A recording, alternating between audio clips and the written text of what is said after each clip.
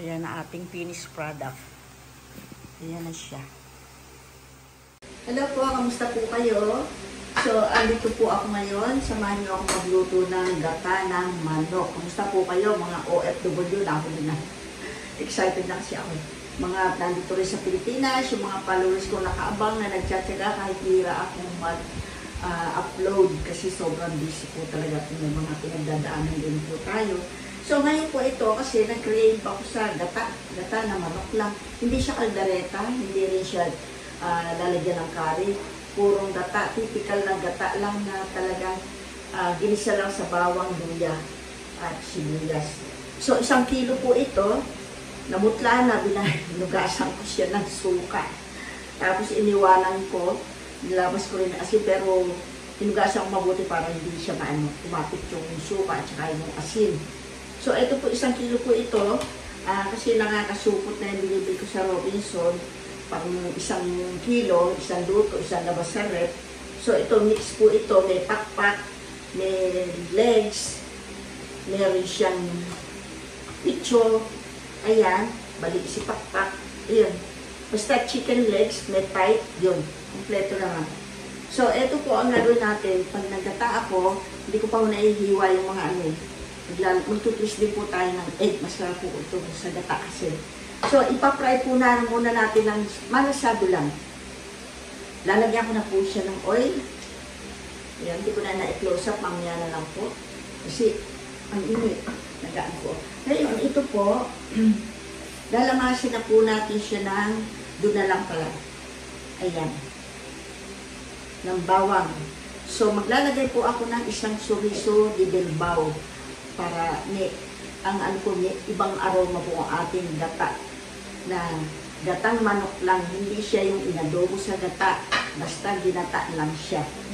At ako po magtutwist ng egg kasi masarap po siyang may kasama rin ng egg.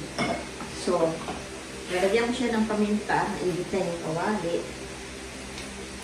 Pagkabango po niya, pag ginisa natin, ay ipinrito natin ng malasado lang o maging brown lang siya, golden brown, bago natin siya igata. So, lalagyan mo na rin po siya ng konting asin. Tapos, ayan, may paminta. Ito, i-mix ko na po yung, unahin ko na, yung ating chorizo de bilbao. So, ngayon, ayan siya. Kasi, ngayon lalakas ng ulan. Tinamad ako lumabas.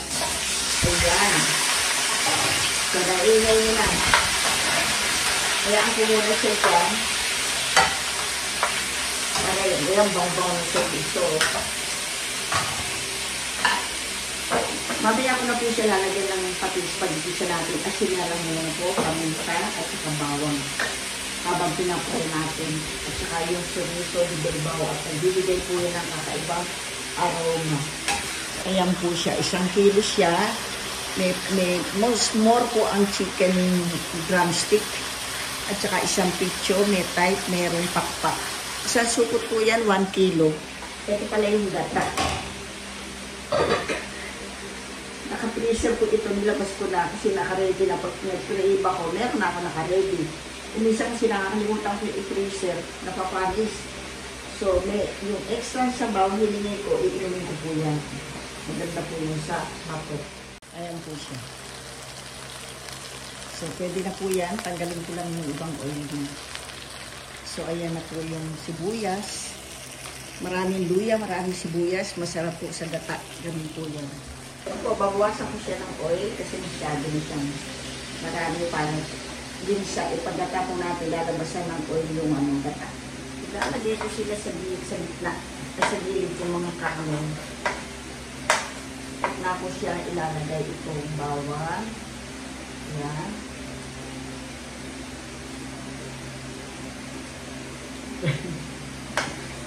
Pwede ko na nga po. Ayun. Palibukin ko lang siya. Ang bango ng chorizo pagka naglalagay sa gata. Ang sarap po kasi maglagay ng sausage sa gata din. Yan. Nahin ko yung luya pag sibuyas kasi gusto ko po sa luya napipili ko ng konti. Lalo iyang yung luya Kinakain ko po yan. At magaganon po yan sa health. Naamoy na rin ni Prince. Tumatakam si Prince, oh. Pwede may chicken. Lagyan ko na sibuyas para maluto na rin sibuyas. Skandaloso ko yung amoy nito.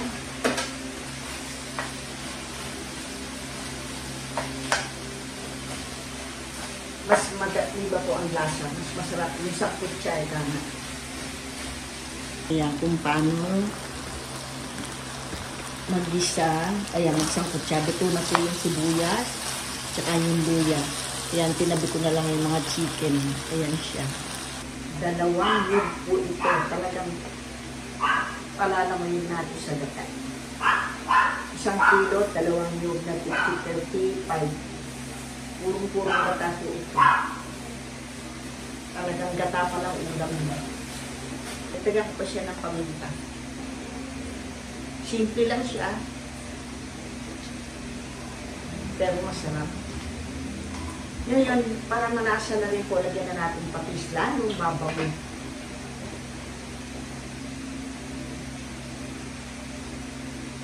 Yan, mga 2 kutsara po ito. Low fire na siya. Tapos itong gata, hayaan natin siyang bumaba. Kukulo siyang pusa. Ayan, nagtutubig na siya ulit. Kukuberan po natin. Balikan natin mamaya. Nanggalan ko na ng takip, yung aking itlog. Hindi maganda yung ano na siya, yung nagpeperoy na. Yung isa lang yung maayos. Oh. Tapos naglagay po ako ng tanglad. Nandun doon, hindi ko pala napakita sa inyo. Pero eto siya. Para lalong swabe-swabe ang amoy niya at ang lasa. Ayan, 2 tali na maliit. So, nilo-fire ko na siya. Tinanggal ko ng cover. Nakalabas na yung tubig ng manok. Kasi kahit na-fry po natin yan, pag sinangkot siya natin yan, low fire lang, ikakatas niya yung mga tubig niya sa loob na ano. Ilalabas niya kaya doon po lumalabas ang lasa ng ating pagsasangkot siya. So, ito po sinasabi ko, nakuha kong 2 sigarilyas doon. Mamaya ko na po ilalagay kasi gusto ko manuyo-nuyo ito. Pero ang sili, ilalagay ko na siya. Nagdilawan na yung siling verde ko po ito eh. Sa sinigang. Ito, yung labuyo. Optional. Kung gusto kong mangha, pigain na lang. Kasi parang mahina na ako sa anghang yata ngayon. Yata. Ayan. Pwede ko na rin ilagay. Biyakin ko siya. Kasi masyadong. Kasi isa lang yung puno niya ng aking sigarilyas nakasurvive. Na ilagay ko sa sinigang yung 4 yata yun, o 3. Tapos ngayon yung mga maraming bulaklak. Hindi na ako nagtanim kasi siya lang, sapat na. Pero mo, last year ko pa yung tinanim na nakasurvive siya ng tag-init. Pati nga sani ang palaya eh, nagalaw lang ng aking trabahador doon sa pamila. Yan lang yung ugat. Pagkortabanan yan. Tayo magbiyak, mali ata yung paghati ko.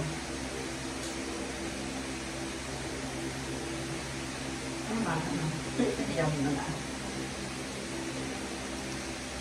Masyado. Mura pa kasi. Ayan o. Ayun. Ito yung liit pa ng buto. Ayan po siya. O, diba? Isa nakasurvive na egg. Yung iba, penoy na eh. Sabi ko sa Antok Superman din binili yung kala ko magandang klase siya. So, eto na po siya. Hintayin lang natin manuyo. Ayan, nagmamantika na siya. O, yan po ang gusto ko sa gatang manok. Yung naglalatik-latik na. Saan po yung apoy? Bandayan sa ilalim. Ayun.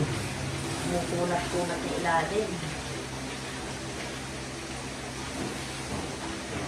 Sakto lang. Alimuto pa yung sigarilyas niya. Ilumog ko na siya.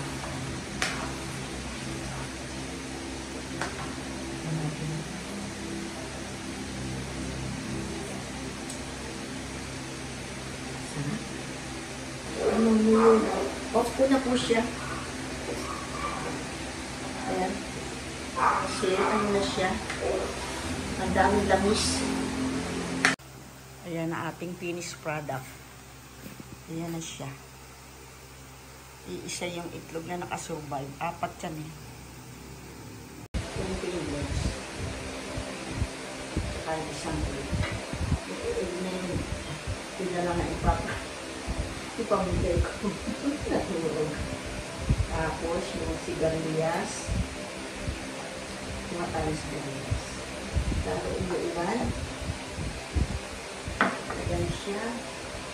So, ito na po yung ating pang-eating portion, ating finished product. Ito yung sinasabi ko, bamboo, na side dish. Ayan. Ayan po akin. Balik tayo sa malaking plato. Ayan, pipigain ko na lang si Sili. Alam ko hindi maanghang yan kasi may gata. Matatalo. So, shout out po sa mga followers ko at mga hindi rin followers. Hindi ko na isa-isahin sa inyo kasi sa dami ng ginagawa ko, hindi na ako mapaglista ng mga pangalan. So, ito po, tikman na natin. Ayan. Parang layo sa akin. Nagparamdam din yung isa doon, si Trixie. So, wala akong prutas ngayon, naubusan. Bukas pa ako pupunta ng market o marikina. Meron, kaya lang, sa taas yung apple na lang. Doon na nakakain, makagapa ko. Ayan. Kunin muna yung mga gulay. Ayan. Naggawa na po ako nito yung may malunggay. Yung magsasuggest dyan, sigurado sabihin niya maglagay malunggay. So, ngayon naman po, plain naman. Ingay. Service po. So, tikman po natin. Ayan. Unang subo po para sa inyo, mga OFW, mga hindi rin OFW na mga nandito sa Pilipinas at mga nasa ibang bansa na residence na po doon. Ito po, unang subo po para sa inyo.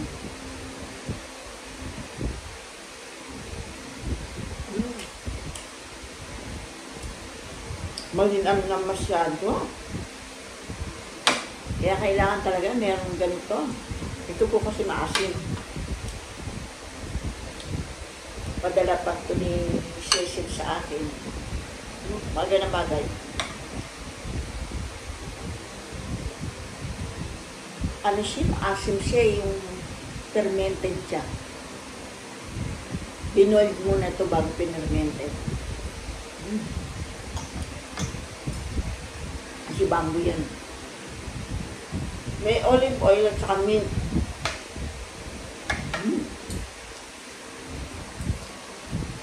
Yummy. Natutuwa na naman ang aking mga alaga. Yan. Mga gata, oh. Masarap. Naku, nung bata po ako, pag may sakit ako, pinagluluto ko ng nanay doon mga ginataang isda, kaldareta tawag niya dun eh. Ito muna niya. Nakaldareta niya na sarap-sarap yung mga karpa. Sarap. Saka dalag. O tapos yung laman loob, yung mga isaw, baga, isang palukan po niya, igigisa na napakasarap. Nakakakain ako. Pag may sakit ako.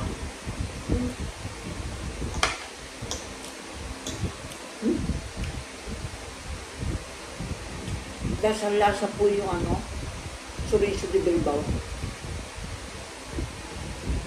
Nagbigay ng ibang kakaibang flavor.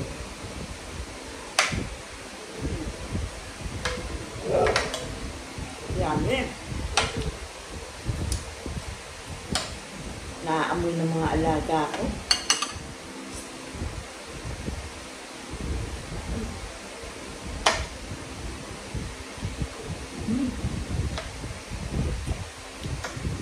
Bebe, ang dali. Dali ah, ito si mama. Ano kayo yung chorizo?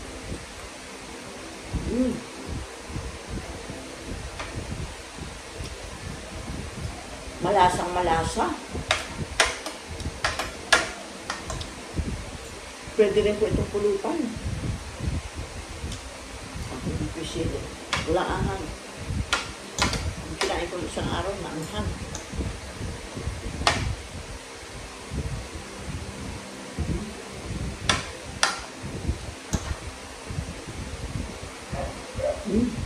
Anghang yata. Mama. Labuyo eh. Konsensya naman sa alaga ko.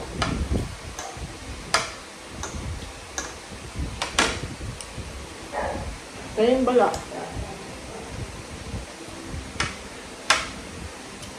May fried chicken ka dun eh. Mayami ka mamaya. At saka mga lodo niya.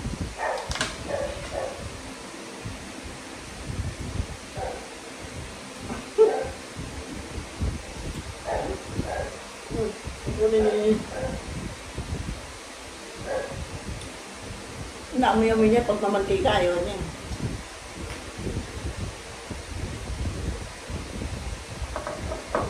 Masarap magkamay.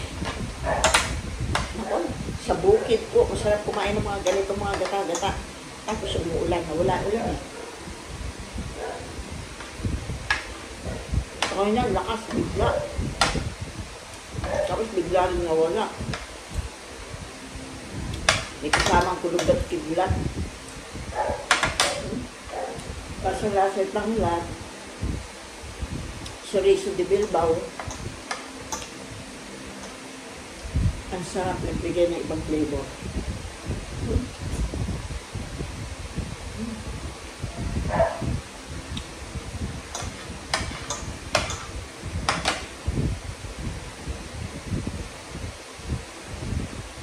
Isa pa nag-miss ko yung gata, yung suso. Nalagyan ng kangkong nanay ko. Gusto ko yung kangkong. Sa suso, yung ginata. Napakasarap.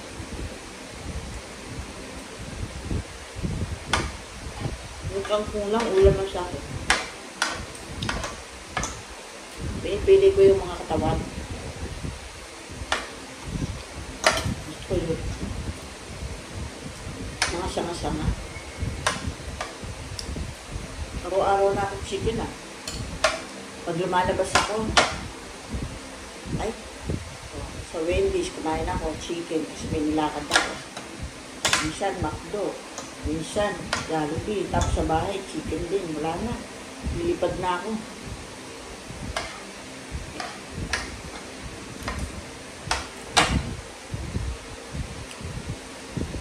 Naubusan ako isda. Punta ang Parmes.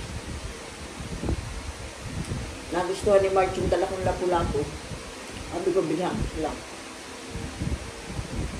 Kasi doon sa lugar nila sa, Laguna, walang lapu-lapu. Sabi ko sa Farmers lang meron yan.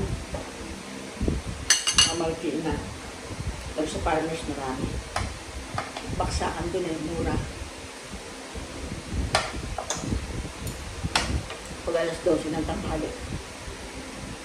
Pag doon sa pwesto na, mahal na. Pag po doon sa Medicuran, andun ang baksakan ng mga nanggaling sa probinsya, Cebu, mga container yun. Bicol, Quezon, mura po. Ay, yung mga bangos na galing Bataan, nagkamay na. Nung nagtinapa ako, dito sa amin, 220 isang kilo ng bangos, 250, 260, ganyan. Doon nakuha ko lang 135 isang kilo, yung size na pang tinapa. Kasi ito po ang baksakan. Pero kung papupunta kayo sa mga pwesto na, syempre farmers yun eh. Mahal na. Pero doon po ang baksakan sa luturan. Doon po kumukuha yung mga nandito sa palengke, kahit sa Marikina, mga taga-Marikina. Kahit tayo, iba sa ako nagagaling. Pero yung iba, pupunta ng farmer's tanggit ako, nakakasabay ko, dami nila mamili. Yung mga yung plastic na malalaki, pinapakyaw nila yun. Dito lang ang binibilang dito. Pero kung dalagang bukid doon, 150 lang kilo. Dito, 360. Kalahati, may tubo.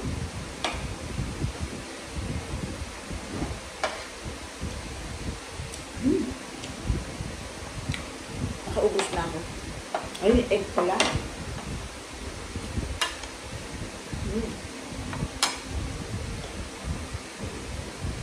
Ayaw mo ng balat, tapos magkaroon ano. Ayan. Sarap.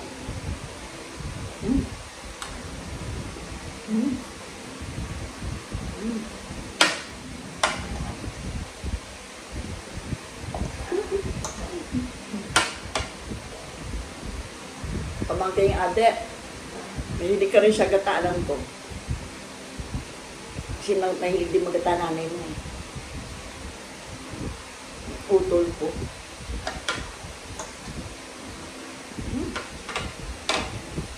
Yan, talaga.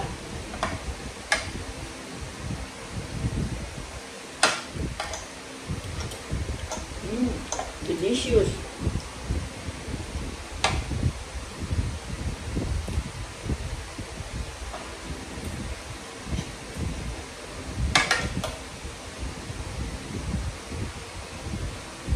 Nabusog bigla. Hihira na po akong mag-rice sa gabi.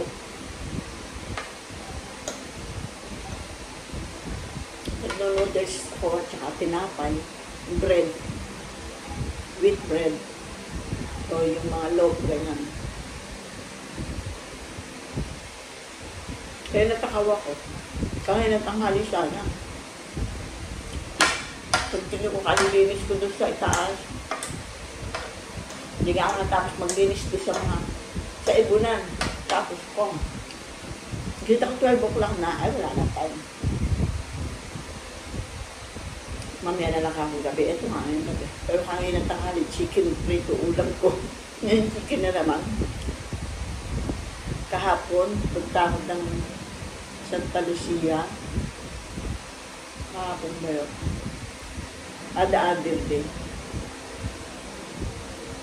Nabutan ako ng gutom doon. Nag-Wendy's ako. Chicken pa rin.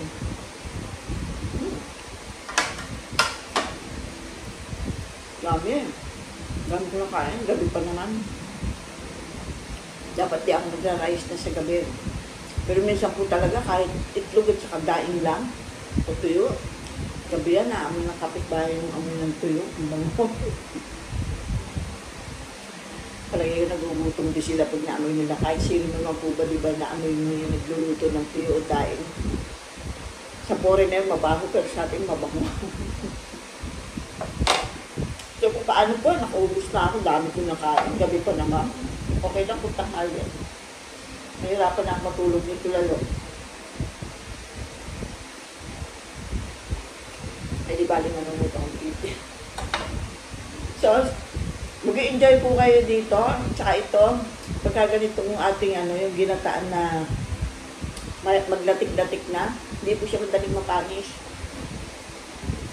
Habang nagtatagal, ang sarap po. Painit kayo ng painit, luto ng luto. Pero dito, hindi na mangyayari kasi makaalaga ako ng habang. See you po. Thank you po sa panonood. See you po again sa next video. Bye!